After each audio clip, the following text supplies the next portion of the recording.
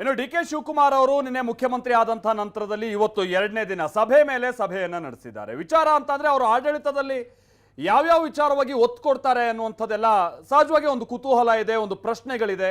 ಅದಕ್ಕೆ ಸಂಬಂಧಪಟ್ಟ ಹಾಗೆ ಇವತ್ತು ಉತ್ತರ ಒಂದು ಹಂತದಲ್ಲಿ ಸಿಕ್ತು ಅಂತಾನೂ ಕೂಡ ಹೇಳ್ಬೋದು. ಯಾಕಂತ ಅಂದ್ರೆ ಪ್ರಮುಖವಾಗಿ ರಾಜ್ಯದಲ್ಲಿ ಲಾ ಅಂಡ್ ಆರ್ಡರ್ ವಿಚಾರಕ್ಕೆ ಸಂಬಂಧಪಟ್ಟ ಹಾಗೆ ಇವತ್ತು ಮುಖ್ಯಮಂತ್ರಿಗಳು ಮಾತನಾಡಿದ್ರು. ಪ್ರತಿ ತಾಲೂಕುಗಳಲ್ಲಿ ಒಂದು 8-10 ಜನ ಕಾನ್ಸ್ಟೇಬಲ್ಗಳನ್ನ ನೇಮಿಸಿ ಅವರೆಲ್ಲ ಯಾರ್ಯಾರು ರೌಡಿಗಳಿದ್ದಾರೆ ಅವ್ರನ್ನೆಲ್ಲ ಅವ್ರ ಚಲನವಲನ ಮತ್ತೊಂದು ಇದ್ರ ಮೇಲೆಲ್ಲ ಅವ್ರು ಕಣ್ಣಿಟ್ಟಿರಬೇಕು, ಕಾನೂನು ಸುವ್ಯವಸ್ಥೆ ಬಹಳ ನೀಟಾಗಿರ್ಬೇಕು ಅನ್ನುವಂಥ ಸೂಚನೆಯನ್ನ ಇವತ್ತು ಪೊಲೀಸರಿಗೆಲ್ಲ ಕೊಟ್ಟಿದ್ದಾರೆ. ಅದರ ಜೊತೆಗೆ ನಿನ್ನೆ ವಿದ್ಯಾರ್ಥಿಗಳಿಗೆಲ್ಲ ಅವರು ಫ್ರೀ ಆಗಿ ಇನ್ಮೇಲೆ ಬಸ್ ಪಾಸ್ ಅಂತ ಹೇಳಿದ್ದಾರೆ. ಬಸ್ಸಲ್ಲಿ ಜಾಗ ಎಲ್ಲಿದೆ ಸ್ವಾಮಿ ಕೂರಕ್ಕೆ?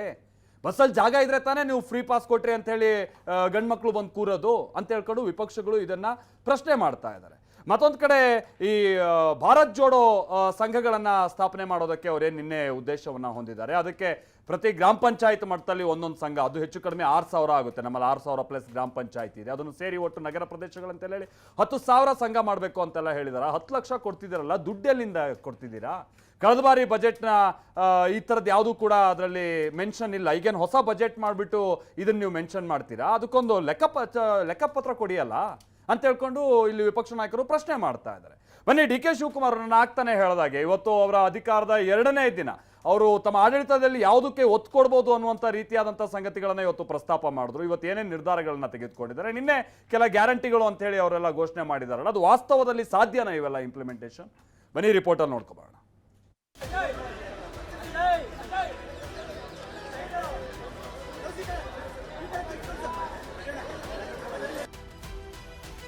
ನನಗೆ ಹಿಸ್ಟ್ರಿ ರೀಡ್ ಮಾಡೋಕ್ಕಾಗಲಿ, ಹಿಸ್ಟ್ರಿನ ಬರೆಯೋಕ್ಕಾಗಲಿ ಇಷ್ಟ ಇಲ್ಲ. ಕೊನೆಗೆ ನಿಮ್ಮ ಆತ್ಮಸಾಕ್ಷಿಗೆ ನೀವು ಕೆಲಸ ಮಾಡಬೇಕು ಅಂತ. ನಮ್ಮ ಸರ್ಕಾರ ಯಾವುದೇ ಜಾತಿ ಧರ್ಮ ಯಾವ ಪ್ರೆಷರ್ ಕೂಡ ಯಾರು ಇದಕ್ಕೆ ಭಾಗಿಯಾಗಬೇಡಿ, ಎಲ್ಲ ಪೆಂಡಿಂಗ್ ಕೆಲಸಗಳ ಪಟ್ಟಿಯನ್ನ ಕೊಡಬೇಕು.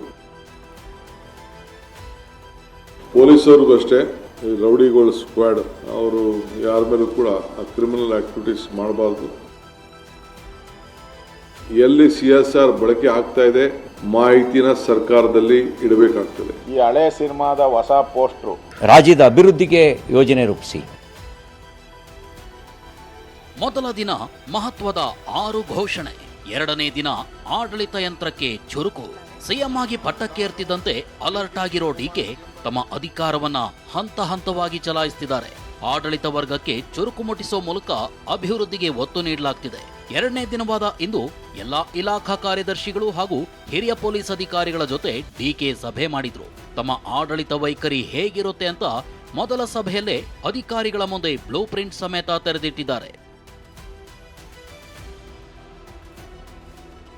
ವಿಧಾನಸೌಧದಲ್ಲಿ ನಡೆದ ಮೊದಲ ಸಭೆಯಲ್ಲೇ ಅಧಿಕಾರಿಗಳಿಗೆ ಖಡಕ್ ಸೂಚನೆ ಕೊಟ್ಟ ಸಿಎಂ ಡಿಕೆಶಿ, ನನಗೆ ಹಿಸ್ಟ್ರಿ ಬರೆಯೋಕೆ ಓದೋಕೆ ಇಷ್ಟ ಇಲ್ಲ, ಇತಿಹಾಸ ನಿರ್ಮಾಣ ಮಾಡಬೇಕು, ಸಾಕ್ಷಿಗುಡ್ಡೆ ಇರಬೇಕು ಅಂದಿದ್ದಾರೆ. ನನಗೆ ಹಿಸ್ಟ್ರಿ ರೀಡ್ ಮಾಡೋಕ್ಕಾಗಲಿ, ಹಿಸ್ಟ್ರಿ ರೈಟ್ ಮಾಡೋಕ್ಕಾಗಲಿ, ಬರೆಯೋಕ್ಕಾಗಲಿ, ಹಿಸ್ಟ್ರಿ ಓದೋಕ್ಕಾಗಲಿ, ಹಿಸ್ಟ್ರಿನ ಬರೆಯೋಕ್ಕಾಗಲಿ ಇಷ್ಟ ಇಲ್ಲ. ಹಿಸ್ಟ್ರಿ ನಿರ್ಮಾಣ ಮಾಡಬೇಕು. ಏನಾದರೂ ಸಾಕ್ಷಿ ಗುಡ್ಡೆಗಳನ್ನ ಬಿಟ್ಟು ಹೋಗಬೇಕು. ಯಾವಾಗ ನಮ್ಗೆ ಎಲ್ಲೆಲ್ಲ ಅವಕಾಶಗಳು ಸಿಕ್ಕಿದೆ ಆ ಕೆಲಸವನ್ನು ಮಾಡ್ಕೊಂಡು ಬಂದಿದ್ದೇವೆ. ಈ ಸರ್ಕಾರ ಕೂಡ ಇದನ್ನು ಆಲೋಚನೆ ಮಾಡ್ತದೆ. ಸೊ ಎಲ್ಲರೂ ಕೂಡ ನೀವೆಲ್ಲ ಅಕೌಂಟಬಲ್ ಇದ್ದೀರಿ. ಕೊನೆಗೆ ನಿಮ್ಮ ಆತ್ಮಸಾಕ್ಷಿಗೆ ನೀವು ಕೆಲಸ ಮಾಡಬೇಕು ಅಂತ ಹೇಳಿ ಸಂದೇಶವನ್ನು ಕೊಟ್ಟಿದ್ದೇನೆ. ಧರ್ಮ ಜಾತಿ ಯಾವುದೇ ಒತ್ತಡಕ್ಕೆ ಮಣಿಯಬೇಡಿ ಎಂದ ಡಿಕೆ. ಆಡಳಿತಕ್ಕೆ ಮತ್ತಷ್ಟು ವೇಗ ಕೊಡೋ ದೃಷ್ಟಿಯಿಂದ ಯಾವುದೇ ಧರ್ಮ ಜಾತಿ ಒತ್ತಡಕ್ಕೆ ಮಣಿಯುವಂತಿಲ್ಲ ಅಂತ ಅಧಿಕಾರಿಗಳಿಗೆ ಡಿಕೆ ಖಡಕ್ ಸೂಚನೆ ಕೊಟ್ಟಿದ್ದಾರೆ. ಯಾವ ಸಚಿವರು ಶಾಸಕರ ಒತ್ತಡಕ್ಕೂ ಮಣಿಯಬಾರದು ಅಂದ್ರು. ನಮ್ಮ ಸರ್ಕಾರ ಯಾವುದೇ ಜಾತಿ ಧರ್ಮ ಇನ್ಫ್ಲೂಯೆನ್ಸು ಕೂಡ ಮಣಿಯೋದಿಲ್ಲ. ಯಾವ ಪ್ರೆಷರ್ ಕೂಡ ಯಾರು ಇದಕ್ಕೆ ಭಾಗಿಯಾಗಬೇಡಿ. ಯಾರು ಕೂಡ ನಮ್ಮ ಮಂತ್ರಿಗಳು ಆಗಲಿ, ಶಾಸಕರಾಗಲಿ, ಇಲ್ಲ ನಮ್ಮ ಸ್ಟಾಫ್ ಆಗಲಿ, ಮತ್ತೆ ಹೇಳ್ತಾ ಇದ್ದೀನಿ ನಾನು, ಯಾವ ಪ್ರೆಷರ್ಗೂ ನೀವು ಹೀಳಾಗಬಾರ್ದು.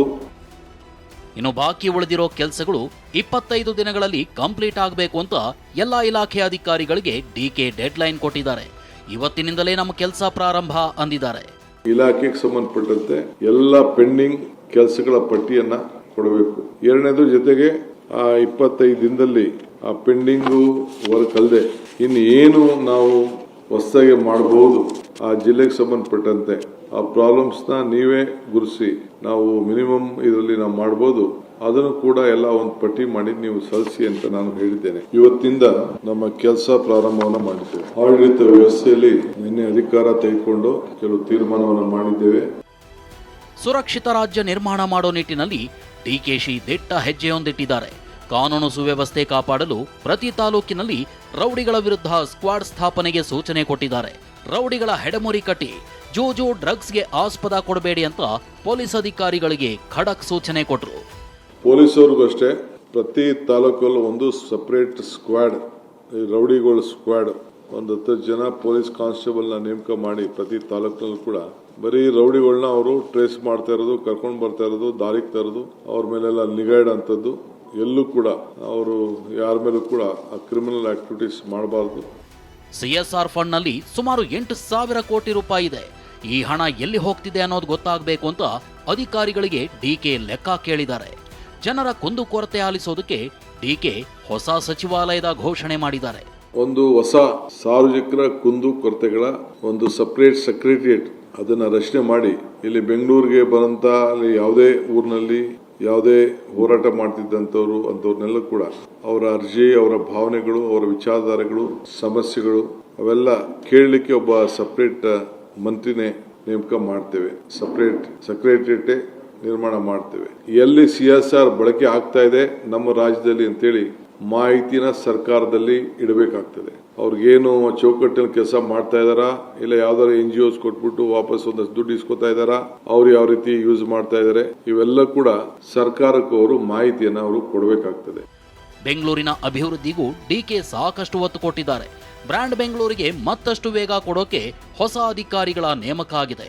ಸಿಎಂ ಆರ್ಥಿಕ ಸಲಹೆಗಾರರಾಗಿ ನಿವೃತ್ತ IAS ಅಧಿಕಾರಿಯಾಗಿರುವ LK ಅತೀಕ್ರನ್ನ ನೇಮಕ ಮಾಡಲಾಗಿದೆ. ಬೆಂಗಳೂರು ಬಿಸಿನೆಸ್ ಕಾರಿಡಾರ್ ಅಧ್ಯಕ್ಷರು ಕೂಡ ಆಗಿದ್ದಾರೆ.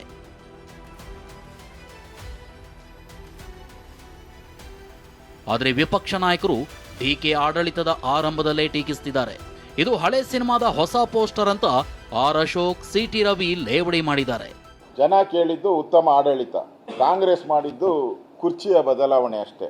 ಅದರಿಂದ ನನಗನ್ಸ್ತತೆ ಈ ಹಳೆ ಸಿನಿಮಾದ ಹೊಸ ಪೋಸ್ಟ್ರು. ಸನ್ಮಾನ್ಯ ಮುಖ್ಯಮಂತ್ರಿ DK ಶಿವಕುಮಾರ್ ಅವರಿಗೆ ನಾನು ಹೇಳಕ್ ಬಯಸೋದು, ನಿಮ್ಗೊಂದು ಸವಾಲು, ನಿಮ್ಮ ಅನುಭವ ಅಗಾಧವಾಗಿದೆ, ನಿಮ್ಗೆ ಹುಮ್ಮಸ್ಸು ಇದೆ, ನೀವು ಒಳ್ಳೆ ಸ್ಟ್ರಾಟಜಿನೂ ಮಾಡ್ತೀರಿ. ನಿಮ್ಮ ಸ್ಟ್ರಾಟಜಿ ಕೇವಲ ಚುನಾವಣೆಗೆ ಮಾತ್ರ ಸೀಮಿತ ಆಗಬಾರ್ದು, ರಾಜ್ಯದ ಅಭಿವೃದ್ಧಿಗೆ ಯೋಜನೆ ರೂಪಿಸಿ.